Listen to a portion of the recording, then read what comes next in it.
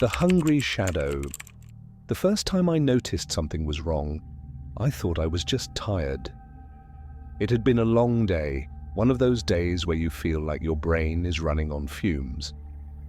I'd spent hours moving boxes into my new apartment, sweating through my shirt and cursing the fact that I owned so much useless junk. By the time I collapsed onto my mattress, still on the floor because I was too damn exhausted to assemble my bed frame, I barely had the energy to keep my eyes open. I didn't even bother with the lights, just kicked off my shoes and let the darkness swallow me. But as I lay there, drifting in that half-conscious haze between wakefulness and sleep, something felt off. You know that feeling when someone is watching you? That tiny, ancient instinct at the base of your skull that prickles when there's another presence in the room? Yeah, that. I cracked one eye open, heart suddenly pounding, but the apartment was empty. The only thing I could see was the dim glow of the streetlight filtering through my blinds, stretching shadows across the walls. Shadows. Mine was on the far wall, long and spindly, distorted by the angle of the light. It looked normal, at least I thought it did. I was too tired to pay much attention. So I closed my eyes, let my breathing slow and drifted off. I didn't realize, not yet, that my shadow was lagging behind, that it wasn't following me the way it should, that it was learning, that it was hungry. The next morning, I woke up groggy, but the feeling from the night before had faded. Sunlight poured through the window, making everything seem normal. But it wasn't. Not really. I first noticed it in the bathroom while brushing my teeth. My reflection in the mirror looked fine, but my shadow, cast by the buzzing fluorescent light, seemed off. I moved my arm.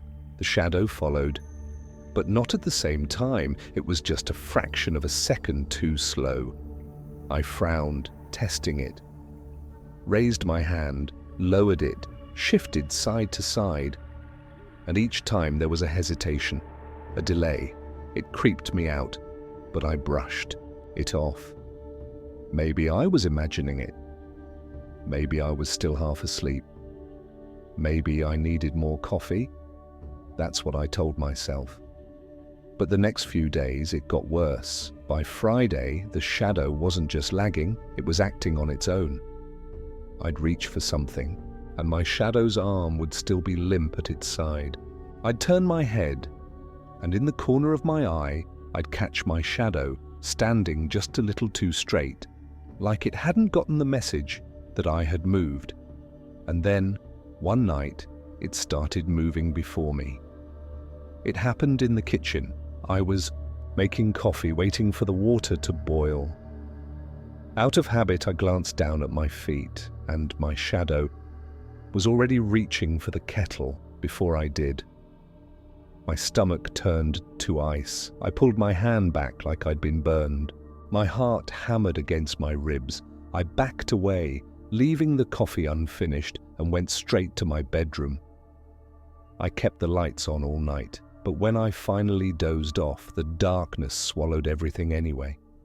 I woke up to silence, that deep, wrong kind of silence, where even the usual creaks and hums of the building have disappeared.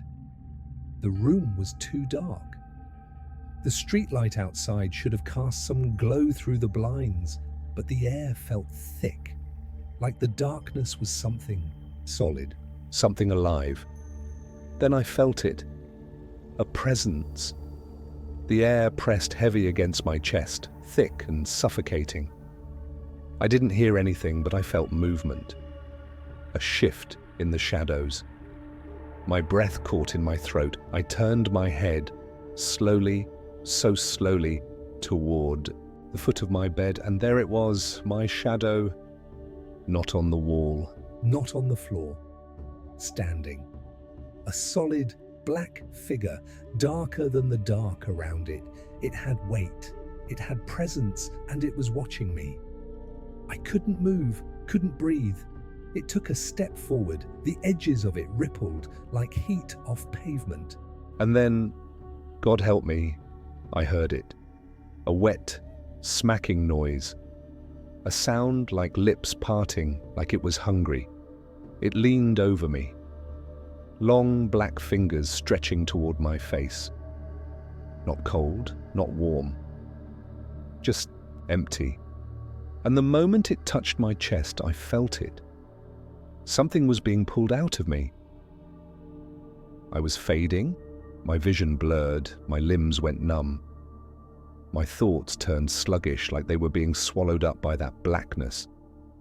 I tried to move, to scream, to do anything, but it was sucking me in. Then, without thinking, I did the only thing I could. I turned on the lamp. The second the light hit it, the shadow snapped back, slamming against the wall like a rubber band pulled too tight. Gasped, sucking in air like I'd been drowning. My skin felt wrong, like something had been scraped away. I didn't wait to find out if it would come back. At dawn, I packed a bag and left. I don't know what it wanted, and I don't want to know. But sometimes, when I'm walking outside, I still check my shadow, and every so often, I swear I see it move just a little too late, or worse, just a little too soon. Our second story, the breathing hole. The first time I heard it, I thought it was just the pipes. It was late, probably past midnight, and I was lying in bed, half asleep, when I noticed the sound. Faint, steady, a soft, rhythmic inhale, exhale. Coming from the wall behind my headboard, I figured it was the old plumbing in the building. I'd only moved in 2 weeks ago, and the place had its quirks. The floor creaked in weird places. The radiator made that knocking noise when it kicked on, and sometimes the fridge hummed like a dying wasp. So I ignored it, rolled over, pulled the blanket tighter. Tried to sleep, but the sound didn't stop. Inhale, exhale. It was soft. Almost too soft to notice if you weren't paying attention. But now that I was aware of it, I couldn't ignore it. I turned onto my back, staring up at the ceiling.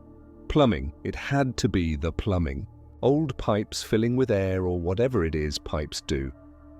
Maybe the guy in the apartment next door had fallen asleep with his shower running. I closed my eyes. Eventually I drifted off. For the next few nights, it was the same. The sound was always there. Whisper soft, just on the edge of my hearing. Breathing. It had a rhythm too, not mechanical, not the hiss of air through pipes or the groan of shifting wood. It sounded human.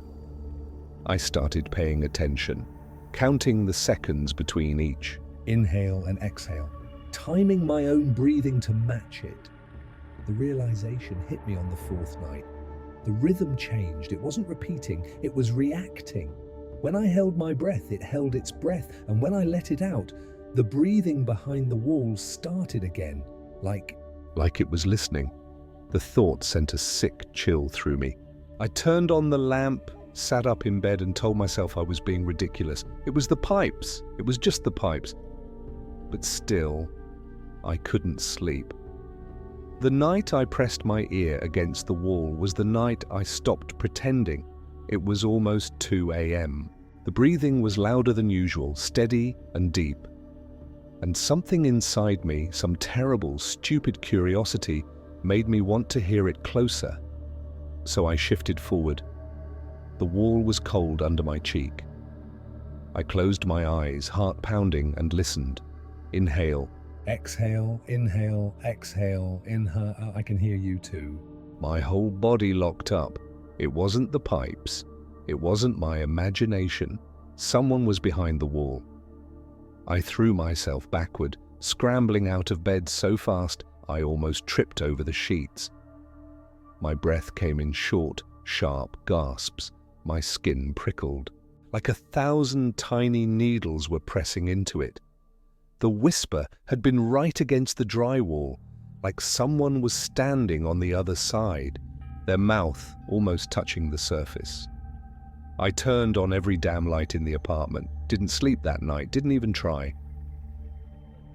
The next morning, I called my landlord. "There's something weird with the walls," I said, trying to keep my voice calm.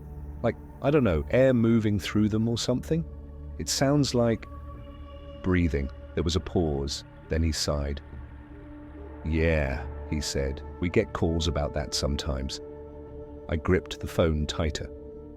"What do you mean sometimes?" Another pause, then, "There's no one in the unit next to you." I felt a sickening drop in my stomach. "What?"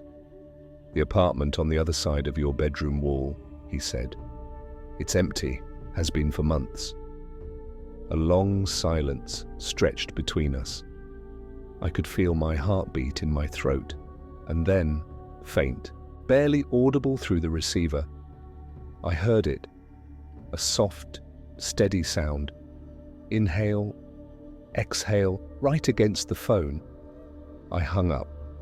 I moved out the next day, and still, sometimes when I'm alone at night, I swear I can hear it. Soft, steady, listening. Now our third story, the last voicemail. The day my dad died, everything in my world stopped. He was coming home from work when his car skidded off the road and hit a tree. They told me it was quick. No pain, no suffering, just gone. The funeral was a blur of black suits, murmured condolences, and my mother gripping my hand so tight I thought she'd break it. People told me to be strong, to carry on. But how could I, when half my world had disappeared in an instant? A week later, I was in my room when my phone buzzed on my nightstand. The screen lit up. My breath caught in my throat. It was his number. For a few seconds, I just stared. My brain tried to make sense of it. A scam, a cruel joke, a glitch in the carrier's system? My hands shook as I picked up the phone and swiped to answer. Nothing. Just silence. Then the call ended. I told myself it had to be a mistake. My dad's phone was probably turned off or lost somewhere, maybe in the wreck. But an hour later, a voicemail notification popped up. My stomach clenched as I tapped play. Heavy breathing, slow, raspy, like someone struggling for air. Then beneath the breathing, something else. A voice. Distant, weak, but clear enough to make my skin crawl. "I didn't die the way they told you." My fingers went numb. I replayed it, thinking I had imagined it, but the words were there, whispered, pleading. I ran to my mum, shoving the phone into her hands. She listened. Her face went pale. She played it again and again, but each time all she heard was static. "It's just your mind playing tricks," she said, rubbing my back. "You're grieving. It happens." But it wasn't just my mind. That night, I couldn't sleep. Every time I closed my eyes, I heard that voice, those words. "I didn't die the way they told you." The next morning, I did something I hadn't done in years. I called his number, straight to voicemail. The automated message, then a long beep. I swallowed hard and whispered, "Dad?" Silence. Then, breathing. Slow, ragged breathing. My stomach turned to ice. "What happened?" I asked, my voice barely above a whisper. "Tell me." A crackling sound like someone adjusting the phone. Then something even worse. A thud. A sickening crunch like metal twisting, bones breaking. A gasp of pain. Then the line went dead. I stared at my phone, my pulse hammering in my ears. Whatever happened to my dad, it wasn't what they told us. And somehow, some way, he was trying to tell me the truth. The calls didn't stop. Every night, around the same time, my phone would ring. Always his number, always silence, then the voicemail. But the messages started to change. At first, it was just the breathing, then the whispers. Started coming faster, more desperate. "Find me," he said one night. They buried the truth. I started digging. I pulled up the police report. Something felt off. The crash happened on a straight road with no intersections, no skidding tire marks. No other cars involved. But the strangest part? The medical report said he had bruises on his wrists, like someone had grabbed him, restrained him. I took my suspicions to my mum. She turned pale but shook her head. It was an accident, she insisted. The police said, "What if they were wrong?" I interrupted. "Or lying?" She didn't answer. She just walked away. That night I got another voicemail. More breathing, but something else in the background this time. A second voice. Low, laughing. I felt sick. Someone else had been there. I didn't know what to do, so I went to where the crash happened. It was late, past midnight, the highway eerily empty. My dad's car had been towed away, but the tree was still there, its bark torn where he'd hit it. And then I saw them. Dark stains on the pavement, leading away from the impact, not just from the wreck. Footprints like someone had walked away from the crash. Someone who shouldn't have. My phone buzzed. Another voicemail. I played it, my hands trembling. "Not an accident," my dad's voice rasped. "They were waiting for me. Watching." I tried to run. A rustling sound, a choked scream. Then the second voice, close now, whispering. "You shouldn't be here." My blood turned to ice. I looked around. The night was too quiet. The air felt thick, pressing in, like someone was still watching. I ran, jumped in my car, drove home with my heart in my throat. I didn't answer the next call, or the one after that. The messages kept coming, but I stopped listening. Because I knew some truths weren't meant to be uncovered, and some voices shouldn't be answered. Now, out, fourth story, The Thing under baby monitor. The first time I heard the voices, I thought it was just interference. Baby monitors pick up all kinds of weird signals, right? A neighbor's radio, a taxi dispatch, even other baby monitors in nearby houses.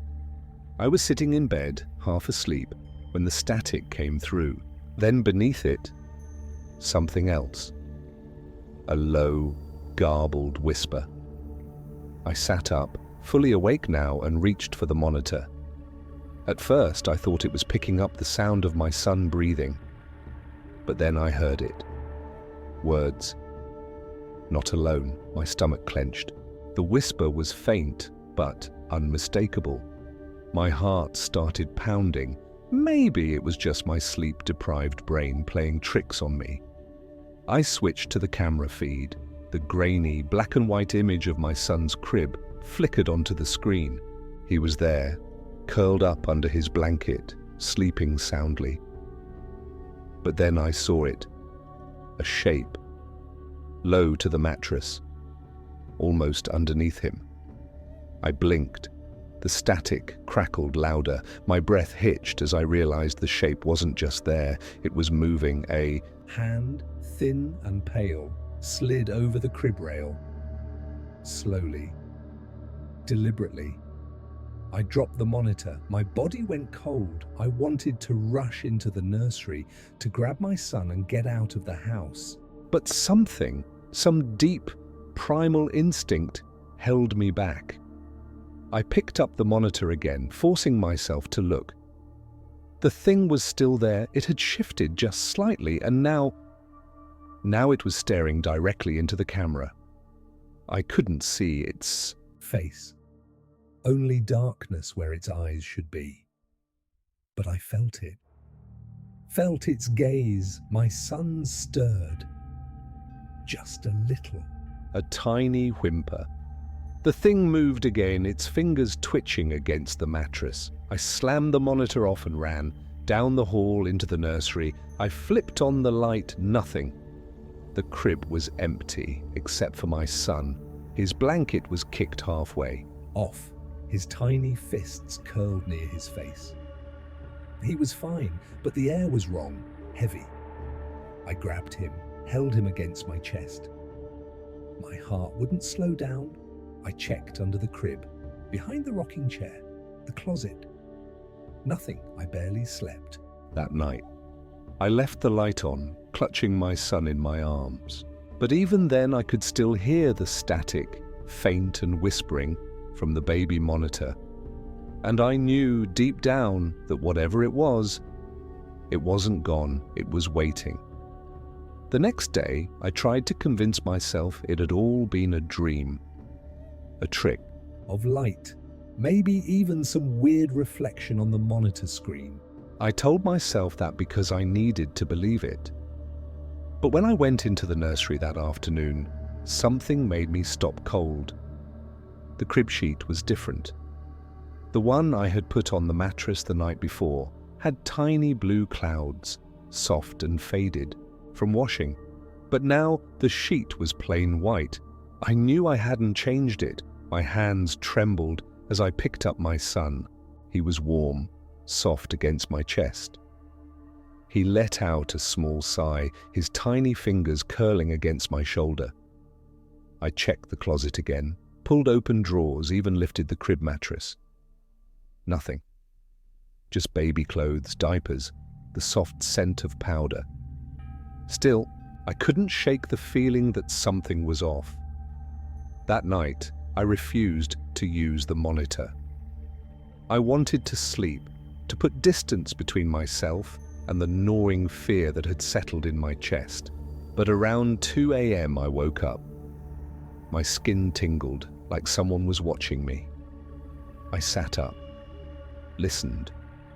The baby monitor was off, but I could still hear the static. I turned my head slowly. The screen was dark, but the sound was there, a faint whispering hiss filling the silence of my bedroom. Then from the nursery, a creak. The crib. I grabbed my phone and turned on the flashlight, my breath shaky as I made my way down the hall. The nursery door was slightly open. My fingers brushed against the wood, and I pushed it the rest of the way. The crib was rocking. Just a little. Just enough to make the floor groan.